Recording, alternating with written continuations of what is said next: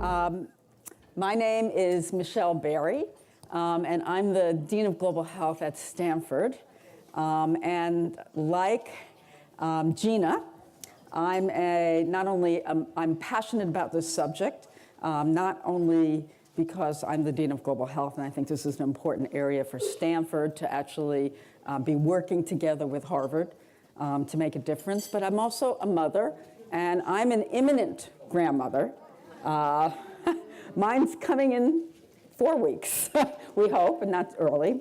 But I have to tell you that I got interested in this. I'm actually a tropical disease doctor by training, and I got interested in this subject by working in some of the mega cities overseas. I know we sort of focused primarily in the US on the first panel, but I'm going to push you a little bit globally on this second panel, and we're going to do a deep dive into some of the science.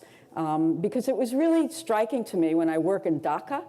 I noticed that not only is there tremendous pollution, but also when children are walking on the street, they can't walk. There are no sidewalks there.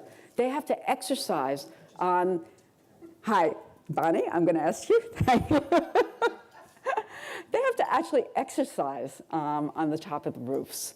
So if you're anyone that's working overseas, and I know many of you have been in Mumbai and in Beijing and in Delhi, you know that this is a tremendous problem. So that's how I got interested as a tropical disease. And as we heard this morning, children really bear the brunt of this. I've learned from Carrie, my partner at Stanford, that 88% of the global disease burden really falls on children under the age of 5. If you think about it, they breathe more air than adults. They drink more water per body weight than adults. And as any mother or father can tell you, they're on the ground. So they have much more exposure to ground pollutants. And you're going to hear a little bit about that from our panelists.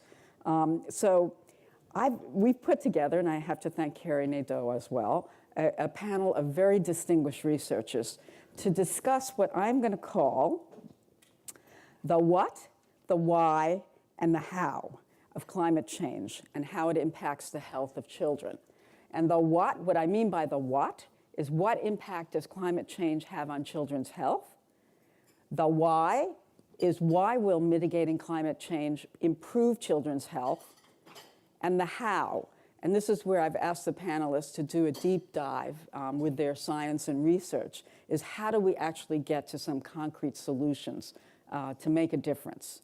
So some logistical thing, our panel is going to be a little bit different. I'm going to ask the panelists to come up, and if anybody needs seats, I see somebody, please pull some of these panelist seats aside for yourself to sit. I'm going to ask one panelist to come up and talk at the podium. We'll have a 20-minute presentation, and then I really want to get, I know there are many experts in the room right now. I want to get an engaged Q&A. We didn't have that with the first panel so much, but I'd like to engage some of our experts here on Q&A for 5 minutes. And then at the end, we'll bring up all the panelists and we'll moderate a discussion. So I'm going to ask Ricky Pereira, and Ashley, can I ask you to help? Ricky Pereira is our first panelist. She is a professor of environmental health sciences and director of Columbia University's Center for Children's Environment Health in New York City.